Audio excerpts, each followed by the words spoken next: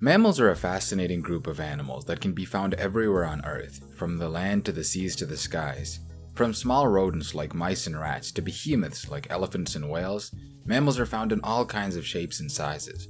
This rich grouping of animals comprises a vast network of different lineages, and in this video I want to explain the origins and the spread of mammals. As such, this video will be broken up into two parts. In the first, I'll cover the evolution of mammals, and in the second, I'll be going over the major extant orders and explaining every living mammalian family. With that being said, in order to better understand this group of animals, it's best to turn back the clock to their origins. Our story begins in the forest of the Carboniferous period, around 310 million years ago. The Earth is a much stranger place, with a vast swamp forest filled with a variety of prehistoric vegetation. The fauna of this time was unlike anything today, with giant amphibians lurking about as well as insects and arthropods several times larger than their modern relatives. Among this primordial land of giants, however, was a much less flashy animal, scurrying along the forest floor. At first glance, this small creature looks just like a lizard. In reality, however, it was actually part of the first step in the evolution of something far different from lizards or any other reptiles. This animal, known as Archaeotherus, was one of the earliest known synapsids. Its most defining feature was a hole in its skull behind its eye socket known as the lateral temporal fenestra. This opening allowed for the presence of additional musculature, allowing for a stronger bite force. This key trait of animals such as Archaeotherus is one that would be passed to its descendants, and is still present in mammals today, although this hole is nowadays merged with the eye socket. Synapsids only had one of these holes, as opposed to diapsids, the line that would lead to reptiles such as crocodiles, lizards, dinosaurs, and birds, which had two. These two groups would evolve side by side for millions of years, but during the Permian period following the Carboniferous, it was the synapsids that would truly begin to shine. Many new groups began rapidly expanding during this era. The Pelycosaurs, for example, were synapsids that had evolved during the tail end of the Carboniferous and brought about a wide array of forms, from the iconic sail-backed Dimetrodon and its similar-looking herbivorous cousin Edaphosaurus to Cotylarhynchus, who is just really fat. Despite looking extremely similar to reptiles to the point where these creatures have often been dubbed mammal-like reptiles, these animals, just like the earlier Archaeotherus, were not reptiles and showed even more mammalian traits. These include the teeth of animals such as Dimetrodon, which rather than all being around the same size and shape as is true with reptiles, showed various levels of sizes such as large incisor teeth and smaller teeth towards the back of its jaw. Therapsids, another group, had also evolved during the earliest stages of the Permian period and also encompassed several fascinating subgroups. These included the Dinocephalians, a line that included the thick-set moss chops and the goofy-headed Astemanosuchus, as well as two other groups that became especially prominent in the Permian, the Dicynodonts and the Gorgonopsians. The former were oftentimes smaller animals, notable for possessing a pair of tusks, and the latter were larger, wolf-like predatory animals. Gorgonopsians in particular were interesting in that they lacked the sprawling gait of synapsids like Dimetrodon or even Dicynodonts, instead having its legs more underneath its body, just like with modern mammals. In addition, it's possible that both Dicynodonts and Gorgonopsians possessed another mammalian quality to them, hair, at least in small amounts. Despite the prominence of these animals throughout this time, they would see disaster when the end of the Permian brought with it the worst extinction in Earth's history. Dramatic global changes spurred on by extreme volcanic activity created an incredibly hostile environment for life on Earth, and around 90% of all species went extinct. Therapsids were hit incredibly hard by this extinction, and groups such as the Gorgonopsians would never again see the light of day. All hope wasn't lost for these mammal ancestors, however. There were remnants of the end Permian extinction, and in the following Triassic period, these survivors spread throughout the supercontinent known as Pangaea. Among these animals were the Dicynodonts, with one Dicynodont in particular, Lystrosaurus, becoming so widespread that they at one time accounted for 95% of all species on land. No animal before Lystrosaurus and no animal since has ever seen such a dominance of this level. Later on in the Triassic, Dicynodonts made strides in other ways, such as growing far larger in body size. Placerius, a well-known Dicynodont, weighed 1 ton, but this animal was dwarfed by a close cousin of it known as Lysowickia. This creature reached elephantine sizes, weighing up to 7 tons, making it the largest synapsid outside of the true mammals.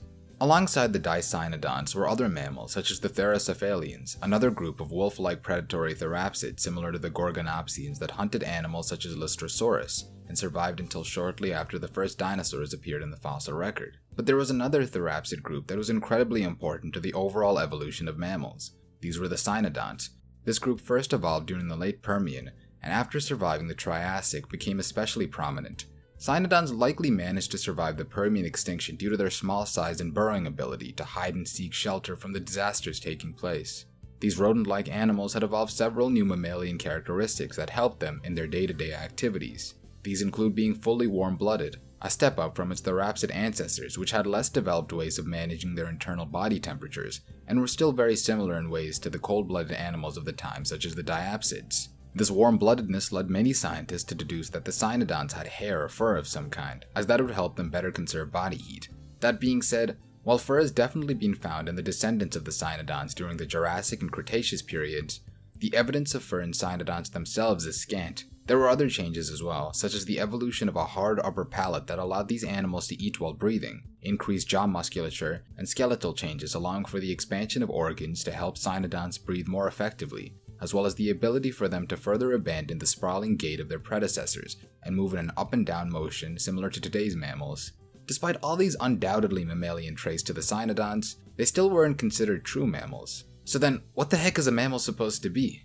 Some people think that a key trait that defines mammals is the presence of furs. Others think that it's the ability to nurse their young with milk. Honestly, I've got no problem with these being the defining attributes of what makes a mammal, but I'm also an idiot who researches these topics as I write the scripts for this video. In fact, I still don't know what sets mammals apart from synapsids, so give me a second.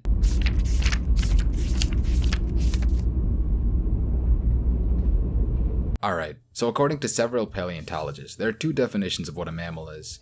One is the Crown Group definition, which defines mammals as being the last common ancestor of all living mammal groups as well as all of their descendants. While this is an alright way of classifying mammals, the problem with this, as researchers detail, is that while the Crown Group includes all the mammals we're familiar with and their close relatives, it also doesn't include many animals that are extremely similar to these mammals in terms of behavior, lifestyle, and anatomy. These species are simply discounted as mammaliaforms. There's a different way of defining mammals, however. To do this, we can look at some of the later relatives of the cynodons that emerged at the end of the Triassic period. These were known as the Morgonocodontids. These shrew-like animals had evolved a unique new feature, a joint between the dentary bone of their lower jaw as well as the squamosal region of their upper skull. This joint was the result of millions of years of the reduction in several jaw bones and synapsids that led to the upper and lower portions of the skull to come into direct contact with one another. These smaller jaw bones, the quadrate and articular, eventually found their way to becoming part of the middle ear. With this new jaw joint, mammals could consume food much more effectively by being able to chew. Of course, with all the occlusion from chewing so much, Morgonocodontids such as the late Triassic Morgonocodon and Megazostrodon lost the ability to constantly replace their teeth, and they only had baby teeth and adult teeth. There is another new development that occurred at this time in mammalian evolution, and that was the advancement of lactation, where mothers would give their babies milk before their first set of teeth would emerge. With these incredible new advancements, as well as others such as an increased brain size and amplified hearing, the members of this group represented what could be considered the very first true mammals. The Triassic came to an end some 201 million years ago as the Earth experienced yet another mass extinction. While this extinction wasn't on the same scale as the end Permian extinction, it still dealt a devastating blow to numerous different species. The dawn of the Jurassic, the planet had lost animals such as the older therapsids like Dicynodons, as well as several groups of archosaurs. However, with the decline of these two groups, their close relatives were left to inherit the Earth. These were the mammals, as well as another group, the dinosaurs. For the next 135 million years, the age of the dinosaurs would truly begin, leaving the mammals to live in the shadows of these beasts. While many don't consider mammals to be the highlight of the Jurassic or Cretaceous, they made some of their most pivotal developments during these times. For one, they found themselves diversifying into a variety of different environmental niches. There was Castorocata of the Middle Jurassic that bore a striking resemblance to modern beavers, especially in regards to its tails, and similar to beavers, this animal also led a semi-aquatic lifestyle. Then there was Velovolodon, an arboreal mammal that lived shortly after Castorocata that had flaps of skin allowing it to glide like the sugar gliders and flying squirrels of today. Later on, during the early Cretaceous, there was Repenomamus, a predatory mammal that was known to have preyed on dinosaurs. But none of these mammals were related to the lines of our modern species. They were simply other groups of mammals that flourished during the Mesozoic, carving out their own ways of life. However, one thing to note is that the mammals we mentioned and their relatives were mostly found on the northern continents. The southern continent of Gondwana, being separated from its northern continent Laurasia, led to the evolution of a new, distinct line of mammals. Many of these animals ended up being grouped together as part of Australis finita. There were many animals subsumed under this grouping, but one of the most notable was a small mammal from the early Cretaceous known as Strepodon. With just one look, it becomes pretty clear what this animal is related to. Strepodon was part of the group Monotremata, one of the three major groups of mammals alive today, including animals such as the platypus, and was the oldest monotreme in the fossil record. Monotremes have several interesting traits that set them apart from most other extant mammals. These include their ability to lay eggs, which while unique for today, was far more common back in the Mesozoic when this group first evolved. In addition, they also had the presence of a cloaca, a hole where they conduct their bathroom and reproductive businesses. Monotremata today consist of two separate families, Ornithorhynchidae that contains only one species, the platypus, and Tachyglossidae, which contains 4 different species of echidnas. At first glance, these animals look like a mashup of body parts from all over the animal kingdom, with the platypus looking like a cross between a duck and a beaver, and echidna sharing elements of hedgehogs as well as anteaters. Today, these animals can only be found within the Australian continent, where their general isolation has likely helped in their survival. Back on the northern continents, however, a different story was taking place. 160 million years ago during the Jurassic, a shrew-like animal had recently evolved and was scurrying along in what is now today China. It was an unassuming mammal from first glance, but it held an interesting adaptation that set it apart from many other northern mammal groups. Its molars were tribosphenic, containing 3 peaks. This was very much unlike the molars of contemporary mammals like the multituberculates, a widespread group at the time whose molars had numerous cusps for grinding plant matter. On the other hand, this mammal's tribosphenic teeth were perfect tools for cutting and grinding insects. And while there were other mammals who had independently evolved the tribosphenic conditions such as the monotremes, this animal in particular, known as Juramaia, was the oldest recorded member of an incredibly important group of mammals known as the Therians. Theria eventually led to 2 different lines of mammals, Metatheria and Eutheria. Metatheria was a line that, while extremely similar to other Therians when they first evolved, began showing stark differences to their close relatives within a few million years. These include the general presence of more teeth such as molars, and an overall tighter skull structure with extremely powerful jaws. Among the different subgroups of Metatheria, the most important one to us are the marsupials. Marsupials differ from other mammals such as placentals in a few ways, the most notable of which is that they carry their young in a pouch, where their babies can further develop. Though pouches are common, they're not found in every marsupial. Marsupials can be split up into 2 main groups, Ameridelphia and Australodelphia, which contain the New World and Old World marsupials respectively. Ameridelphia contains the order Didelphomorphia, which itself is home to the opossums that inhabit both North and South America in the family Didelphidae. The best known opossum is arguably the Virginia opossum, but opossums as a group first evolved in South America, later migrating northwards during the formation of the Panama Land Bridge.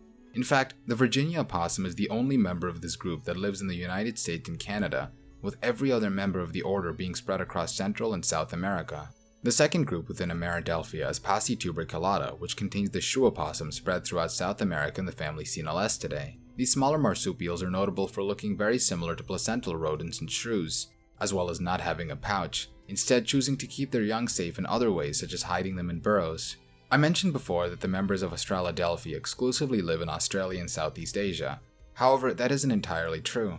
There's one family within this order that lives in South America, that being a small rodent-like marsupial known as the Monito del Monte, part of the order Microbiatheria in the family Microbiatheridae.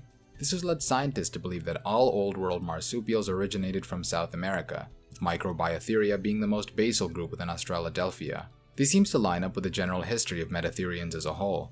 During the late Cretaceous, Metatheres were abundant on northern continents such as North America, being among the prime mammal species there alongside others like Eutherians and multituberculates. However, with the end Cretaceous extinction that killed the dinosaurs, Metatherians and other groups such as multituberculates also took a devastating blow, being wiped almost clean off all northern land masses. But while multituberculates eventually died out during the early Cenozoic, it's likely that the remaining survivors of the Metatherians gained a foothold in South America, where they would begin a new phase of evolution and evolve into a variety of unique and new forms. Moving on to the Australasian marsupials, Notorictomorphia is a line of marsupials that contain animals that share remarkable similarities to moles. Surely enough, these are referred to as the marsupial moles under the family Notorictidae and share their lifestyle of burrowing into the ground and have even evolved a backwards facing pouch to avoid it filling with sand. The next line of marsupials is Dasyuromorphia.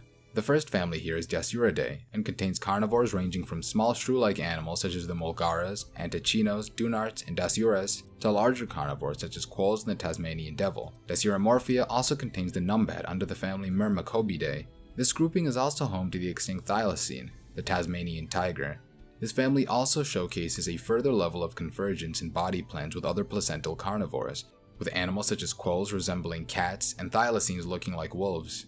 Just as Dusturomorphia contains the carnivorous Australian marsupials, Paramelomorphia contains Australasian omnivores. This includes the bandicoots and the echimiperas under the family Paramelidae, and the closely related rabbit-like bilbies under the family Thalacomyidae, the latter of which contains only one species, the endangered greater bilby. Diprotodontia is the largest among all marsupial orders. The most notable characteristic this group has evolved are two prominent lower incisors, hence the name Diprotodontia, meaning two forward teeth. It can be further broken down into several different suborders.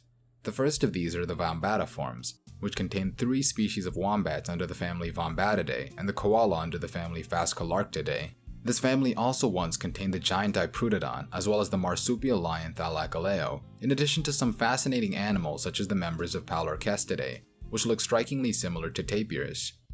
The second suborder is Phalangeroidea, which contains a variety of smaller Australasian marsupials. Many of these animals are referred to as possums, although this is not to be confused with the New World opossum species, which these animals are still distantly related to. These include the pygmy possums under the family Burromyidae, brush-tailed possums, scaly-tailed possums, and the monkey-like cuscuses under the family Phalangeridae, the ring-tailed possums and the greater gliders under the family Pseudochiridae, gliding possums like the sugar glider, striped possums and the lead-beater's possum under the family Petoridae, the honey possum under the family Tarsipididae, and the feather-tailed possum and the feather-tailed gliders under the family Acrobatidae.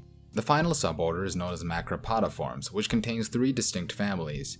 Macropodidae is the most prolific family within this suborder, and contains the kangaroos, wallabies, tree kangaroos, quokkas, and their close relatives. These animals all share a general body plan of long tails and hind legs, but their niches can vary immensely, from kangaroos which inhabit plains and woodlands, to the arboreal tree kangaroos. Another notable family in Macropodiforms is the family Podoroidae, which contains the rat kangaroos, potoroos, and betongs, as well as the family Hypsomyrmidontidae, which contains only the musky rat kangaroo, the most rodent-like species inside of Macropodiforms. With metatherians and marsupials covered, let's now discuss eutherians. Eutherians evolved at around the same time as metatherians, with some scientists even arguing that Jeremiah itself was among the first eutherians. There are numerous different anatomical differences between eutherians and metatherians, such as differences in the legs and jaws, but for the purposes of extant mammals, the biggest distinctions can be found within a particular class of eutheria, the Placentalia. Placental mammals show additional skeletal differences, such as an expansion in the width of the hip bones, as well as the lack of epipubic bones near the pelvis. These features were due in part to the arguably most important placental development, that being live birth. For these animals, the baby is fully developed inside of the mother, given nutrients by an organ known as the placenta. From there, the baby would come out of its mother in a far more advanced state. Among living members of this group, the order Atlantogenata is arguably the oldest and most distantly related to the rest of Placentalia.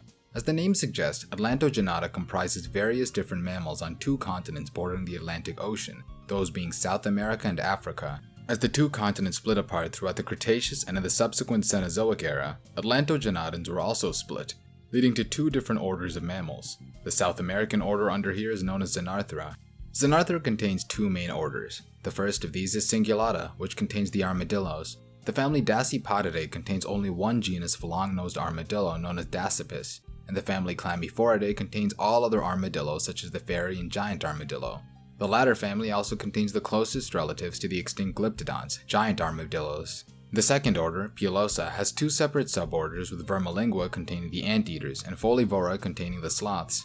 Vermilingua has 2 families, one being Cyclopedidae, which contains only the plush-like silky anteater, and Myrmecophagidae, which contains the giant anteater and the tamanduas, the latter of which differ by being smaller and occasionally inhabiting trees. As for Folivora, it has another 2 families which are fully arboreal, Bradypodidae, the 3-toed sloths, as well as Chelopedidae, the 2-toed sloths. Despite similar appearances, these 2 sloths are actually more distantly related than you'd think, diverging around 30 million years ago. The African order under Atlantogenata is one we've covered comprehensively in this channel, a grouping known as Afrotheria. I have a more in-depth video on Afrotheria which I'll attach in the description below, so make sure to check that out after this one. Afrotheria can be further divided into 2 clades, with the first one containing smaller, mostly insectivorous mammals known as Afroinsectophilia. This contains the families of Tubulidentata, containing the aardvark, Macrosceletia, the elephant shrews or Sengis, Chrysochloridae, the golden moles, Ponemagalidae, the otter shrews, and Tenrechidae, the tenrecs. Similar to other mammals such as some marsupial groups mentioned before, this order's general isolation has led to many convergent body plans under Afroinsectophilia, with elephant shrews resembling rodents and shrews, golden moles looking like moles, and tenrecs looking like hedgehogs. The second clade within Afrotheria, Pain ungulata, is notable for containing hyraxes under the family Procavidae, the elephants under the family Elephantidae, and manatees and dugongs, the only extant marine mammals under this order within the families Truchetidae and Dugongidae, respectively. Compared to the Afroinsectophilia, Pain ungulata is an almost completely herbivorous grouping, with the exception of the hyraxes, which are known to consume some smaller animals from time to time. This group also once contained some unique-looking African ungulates such as the members of Ambrithopoda, which included powerful rhino-like animals. The next major grouping of Placentilla are the Euarchontoglires. The name of this group comes from the fact that it can be broken down into two distinct orders, those being the Euarchonta and the Glires. Euarchonta is a large grouping that contains primates and their close relatives. The most basal suborder here is Scandentia, which contains the tree shrews. Formerly grouped together with other small insectivorous mammals far separated from Euarchonta, they're now seen as sister to the lineages that led to the various primates we know today. They even resemble some of the very earliest ancestors of primates. There are two families of tree shrews, with the pen-tailed tree shrew being part of the family Telocircidae, and all other tree shrews falling under the family Tupaidae. Dermoptera is an order that's a sister group to the primates, and contains the colugos or flying lemurs of Southeast Asia of the family Cynocephalidae. Despite the name, these animals are neither true lemurs nor do they fly, instead gliding with a specialized membrane. Primates themselves can be separated again into two lineages, the Strepsirini and Haplorini. The Strepsirini contains lemurs all contained in the superfamily Lemuroidea. Lemuroidea consist of 5 different families. The first and most basal of these families is Dabontonidae and contains only the long-fingered ii. The next family, Lepilomeridae, consists of the genus Lepilemur, which contains the sportive lemur. Chirogalidae contains the smaller mouse and dwarf lemurs, and the Indridae contains the Indri, the largest lemur, as well as the woolly lemurs and Siphaca. The final family inside Lemuroidea is the Lemuridae, which contains some of the most well-known lemurs, such as the ring-tailed and ruffed lemurs. The next superfamily in Strepsirini is Lorisoidea, which contains the family Lorisidae and Galagidae. The Lorisidae contains the lorises, the pados, and the anguantibos, which I found out are animals that actually exist. The Galagidae contains the galagos or bush babies. Haplorini is sister to Strepsirini, and its most basal family here is the Tarsidae, which contains the tarsiers, who are the closest living relatives to the simiiforms, which includes all monkeys and apes. The simiiforms can be broken down into 2 more families, the first of which is Platyrini, which contains the New World monkeys. These monkeys were said to have reached South America shortly after Xenarthrans, with one theory being that they reached there by hopping through chains of islands spread across Africa and South America, a theory also given to the presence of rodents on this continent. Platyrini consists of 5 different families, the first of which is Callitrichidae, which contains the small marmosets and tamarins. The second is the Cebidae, which includes the iconic capuchin and squirrel monkeys. The night or owl monkeys are part of the third family, the Aotidae. Pithecidae contains monkeys such as Titis, Sakis, and the unique-looking Balduacari. The final family under Platyrini is the Atelidae, which contains the howler monkeys and spider monkeys, as well as the woolly monkeys and woolly spider monkeys. Catarrhini contains the monkeys of the Old World, all of which fall under the family Cercopithecidae. This includes monkeys such as the baboons, mandrills, macaques, and the very cute snub-nosed monkeys. The biggest difference between New World and Old World monkeys, besides their locations, come in the structure of their noses. New World monkeys have flat noses with sideways pointing nostrils, and Old World monkeys have larger noses with downward-facing nostrils. Catarrhini also contains all apes, which evolved from the Old World monkeys. The first ape to have evolved was Proconsul from the Miocene epoch in East Africa, an animal that contained many features found in both monkeys and apes. Apes consist of 2 groups, with one of them containing the lesser apes such as gibbons and siamangs, which fall under Hylobatidae, and the great apes such as gorillas, chimpanzees, and orangutans, all of which fall under Hominidae. The apes set themselves apart from the monkeys by being tailless, whereas the greater apes differ from the lesser apes in being larger, showing more differences between the sexes, and having greater intelligence. The second main branch of Euarchontoglires are the glires, which contain many small-sized mammals found throughout the world. Lagomorpha is the first main branch of the glires, and contains Ocotonidae, which includes the pikas, as well as the family Leporidae, which includes the rabbits and hares. The next order of glires is Rodentia. Rodentia contains an immensely large group of animals that evolved in the late Paleocene. Writing this script now, this might end up being the longest section of the video just because of how many rodents there are. As a result, my voice is likely going to be obliterated beyond recognition, and I kind of don't want to read all of this. I'm actually looking through the script now, and I'm getting a really sick... Oh, no. Okay, alright, let's go.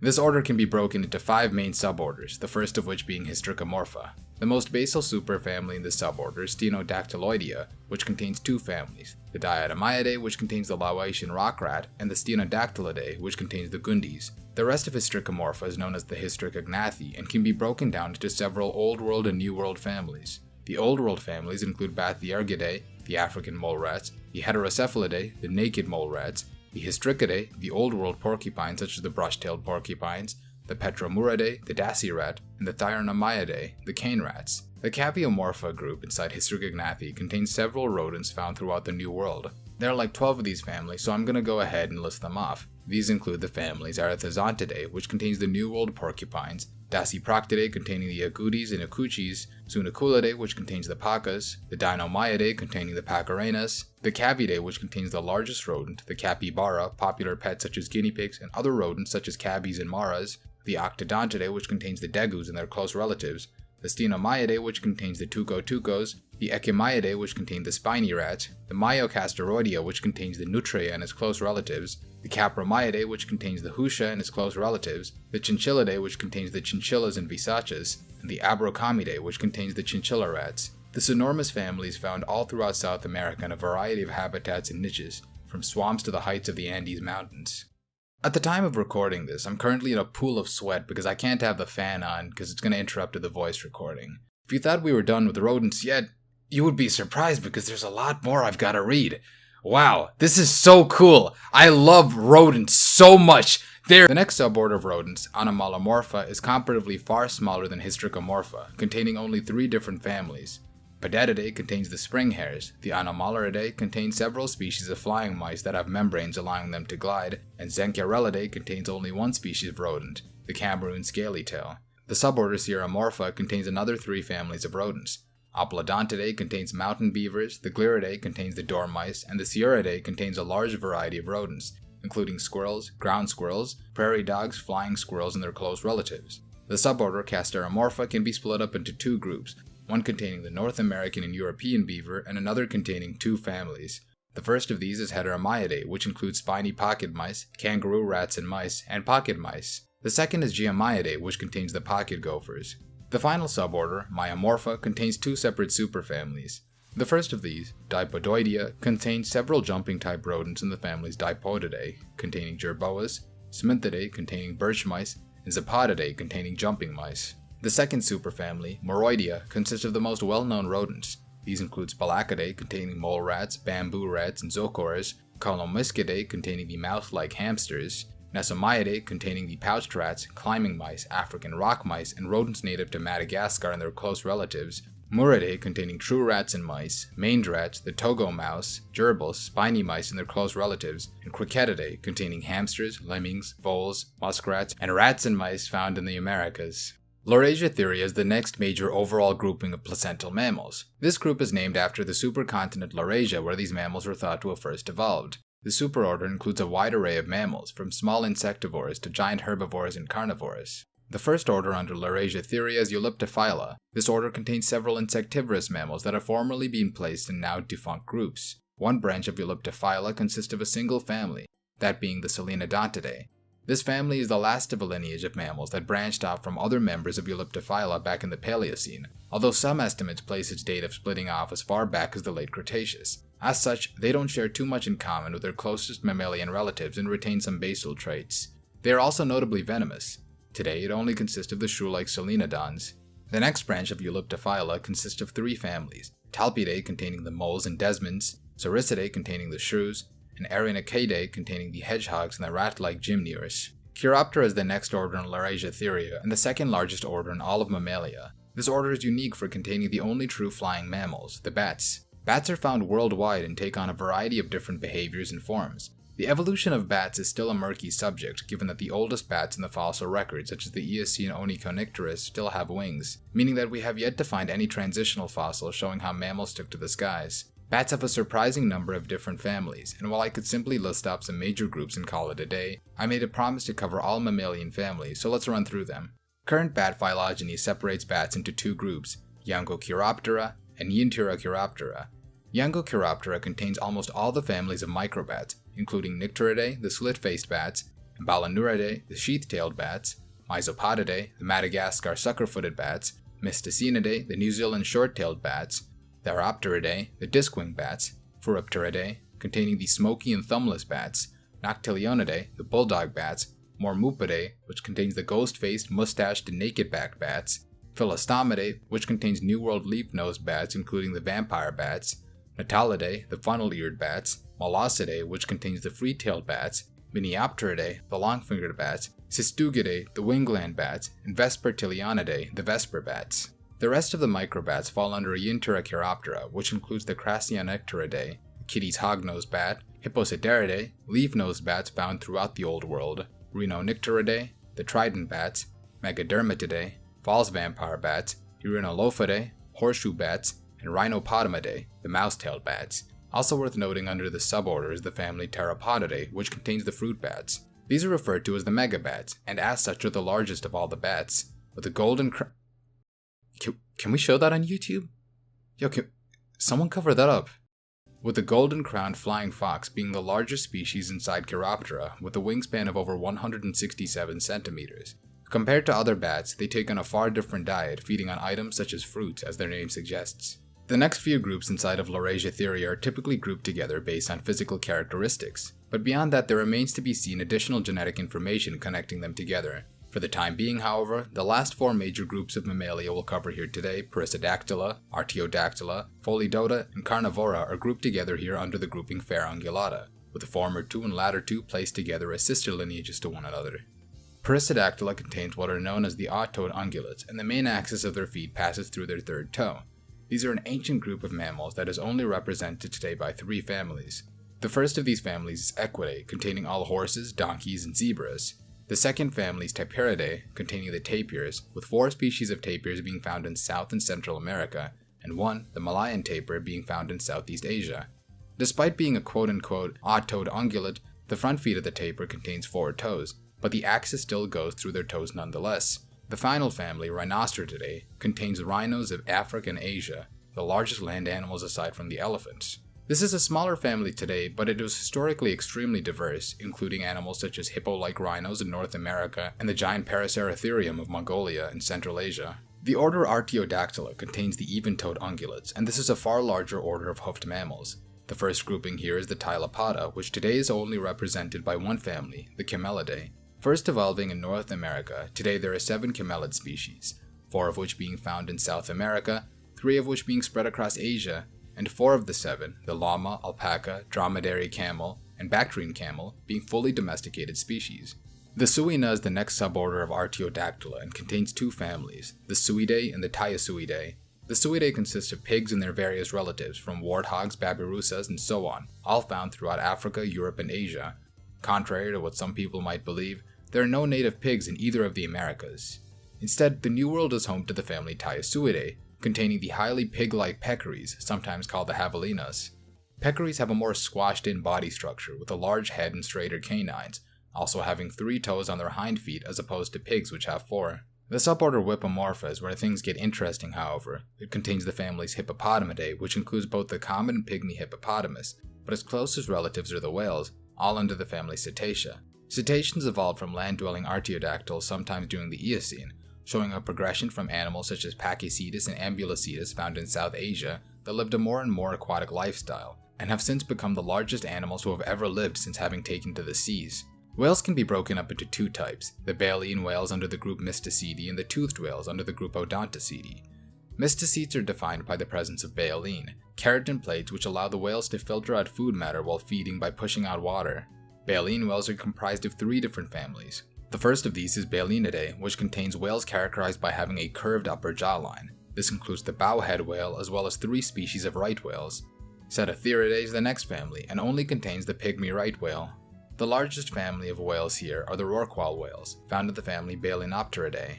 The defining feature of these whales is a series of folds in the whale's skin from their chins to their bellies, allowing them to expand their throat to an immense size to take in more water when feeding.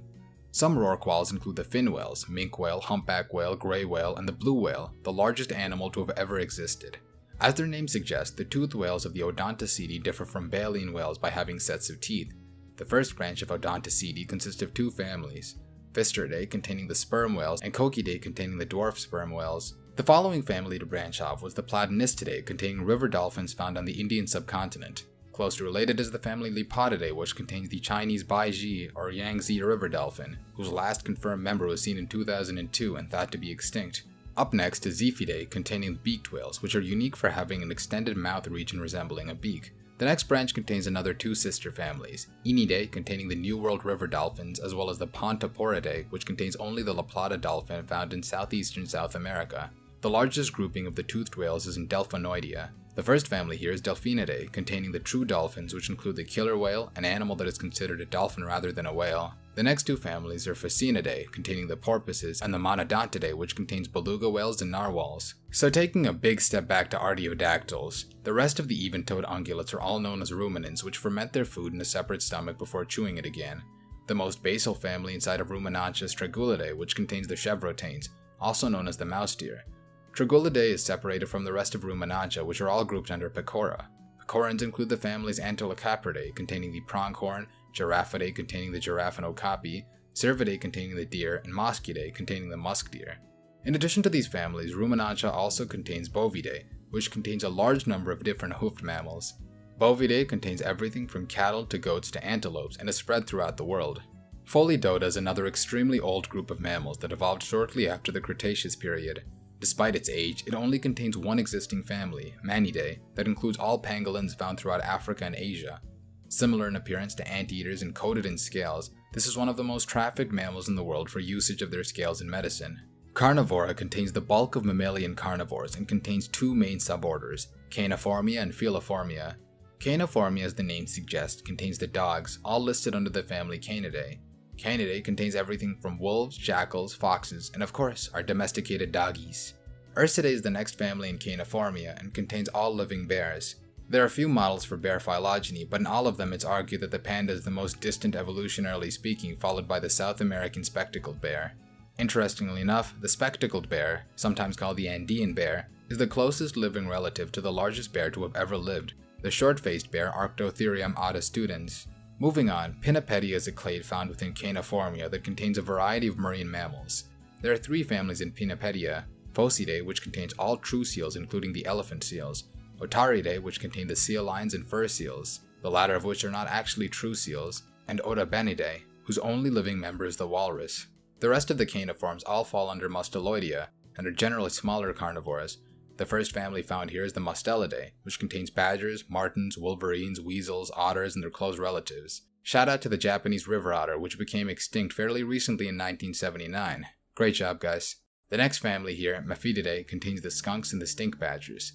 Skunks are only found in North America and South America, whereas the stink badgers can be found in Indonesia and the Philippines. Procyonidae is a family that contains several New World carnivores such as raccoons, coatis, kinkajous, ringtails, olinguos, and the olinguito, which was recently classified as its own species less than a decade ago in 2013.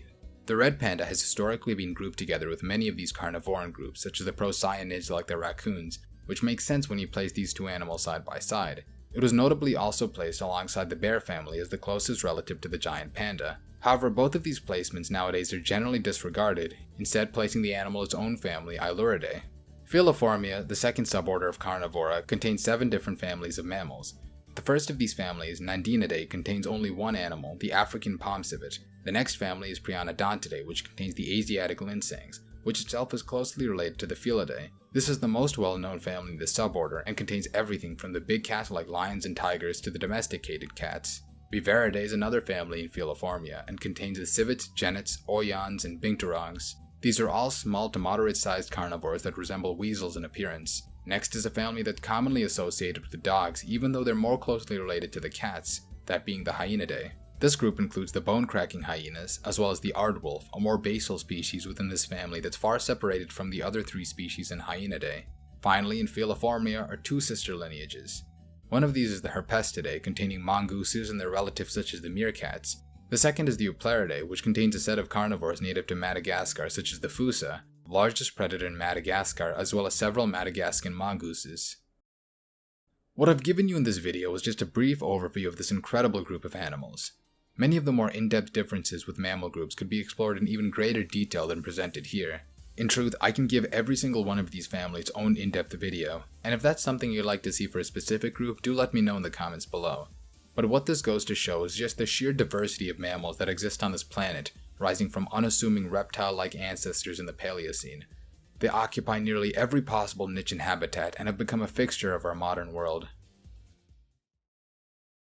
Thank you guys for watching this video. It took a lot of effort to finish, so do give me a like, subscribe, all that good stuff. Once again, if you guys have any requests, put them in the comments below and I'll try to get to them. Thanks for watching.